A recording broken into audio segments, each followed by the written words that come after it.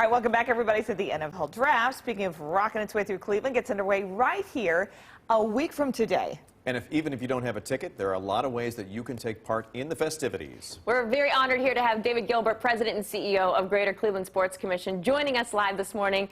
There is so much excitement in the air. David, thank you for joining us. I think that before we get into so many of the things, I have to ask you, because I know you've been in the thick of things, what are you most excited about when it comes to this great event coming to Cleveland?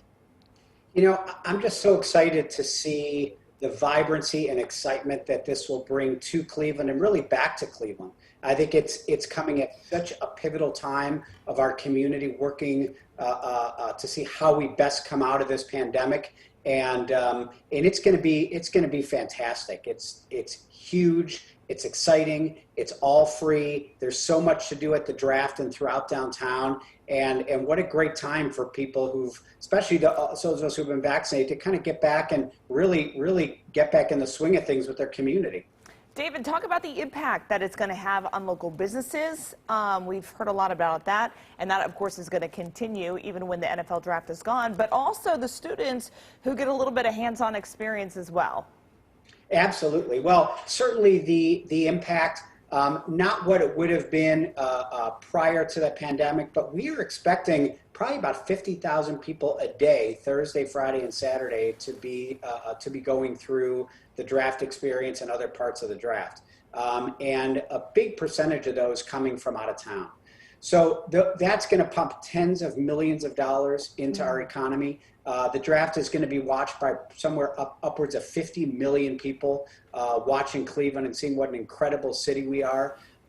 It'll have so many long-lasting effects. And then, of course, you mentioned there's so much that we're doing that the NFL and a lot of our local organizations are doing around the draft to expand the impact this will have. A lot of events that we're having for local youth, for students, a Power of Sports Summit focused on diversity and empowerment through sports, and a lot of other tremendous initiatives that are going to leave a long-lasting impact. The Browns are going to be adding a new turf field in East Cleveland that will certainly be there for years, if not generations. So a lot of really exciting things coming out of this.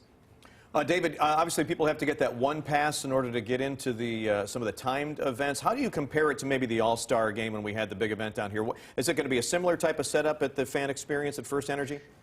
Well, a little bit different in that it's an all-outdoor event. And because we have such a huge outdoor footprint in our downtown lakefront, it's what's allowing us, even in the pandemic, to have a safe, socially spaced event with a lot of people. But you do have a time ticket. It's not float in and out. And actually, this is just new this morning with the NFL and working with the CDC, City of Cleveland.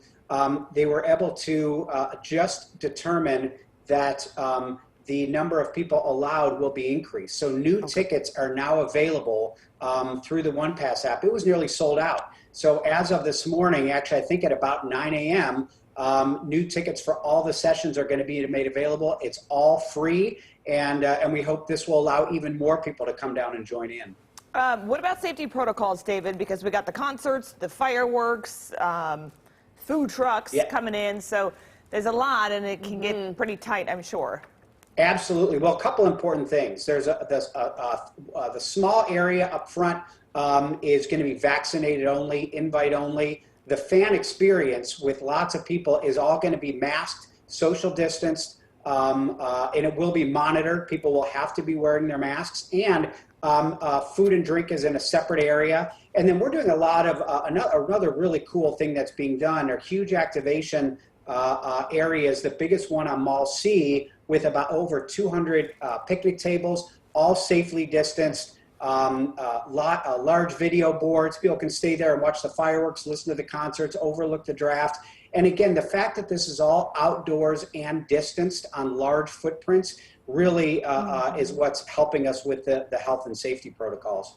Well, and I know everybody is so excited about this development now on the waterfront, this space to be able to utilize it. And I think, you know, everyone's still chomping at the bit wondering, okay, once the draft is gone, what's going to happen? And I know that that's something that's very exciting to think about. What could be in that space? Well, absolutely. You know, it's been a space that for years has been slated for some visionary development, and I think having more people focus on what an incredible space it is, what a large space it is, and what it could be, I think will really help the future development happen faster than it otherwise might have. All right, cool. David, thank you so much. Great to hear from you. Yeah, great to We'll be hear from talking you. with you, of course, as things get closer, and we appreciate everything you're doing for the city of Cleveland. Well, thanks. Thanks for having me. You got it, man.